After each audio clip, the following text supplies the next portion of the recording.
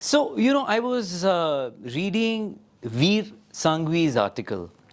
Vir Sanghvi writes on hotels, food, and the overall, gastronomy experiences in India and abroad.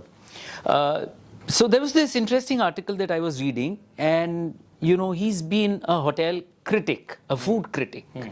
And he said that he's unable to understand that why do hotels charge so much for any kind of room service or food that is ordered in the room. So when I look at the menu in a restaurant and when I look at the room menu, there is a difference in price. So we would want to know from you as a hotelier that how do you justify this? So each business, I think, has its own facets which can be looked down upon or looked, upwards to. But I don't think it's purely justified to look at it in absolute terms when you're talking about why the pricing is different. Yeah. See, like we discussed, there are challenges to an industry. Hospitality in India is looked very differently. If we go to a country in Europe and we look through their perspective of hospitality, they don't define hospitality as having room service at all. I haven't seen most of the European hotels I've stayed, they deny room service. But that's because of lack of manpower. Exactly. Yeah. So just because there is a lack of manpower there doesn't mean there's an abundance of manpower here. Abundance of manpower is not an issue unless it's unskilled. What I mean to say is that we have very less skilled manpower. That has to be employed and deployed in engaging for a service which can be taken by a guest by coming downstairs and having his food in the restaurant. You, for yourself or your convenience, require that kind of comfort wherein a special manpower has to be deployed. Please note, there's nothing wrong in it.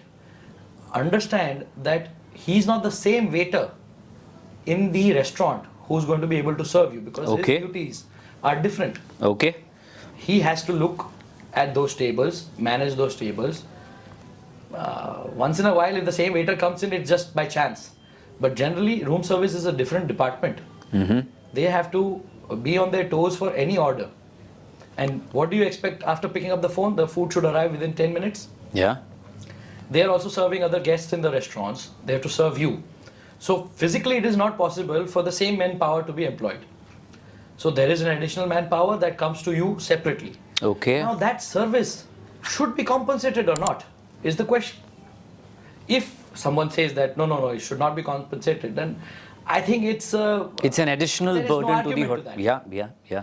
So if you are asking for a service which is additional to the experience that is catered already there, then I think you should compensate fairly. In most of the industries, we have a tipping system. For example, in Europe or in United States, if you go to a restaurant, you have to customarily or sometimes mandatorily tip. Yeah. Ranging from 10 to 20%. Yeah.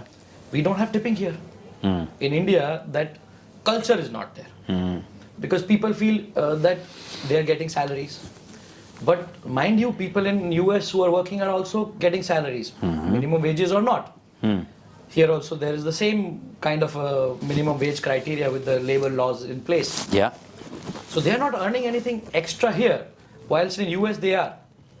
And whatever service they are providing, they are standard services, and still you are mandatorily tipping them. Yeah. Here you are not.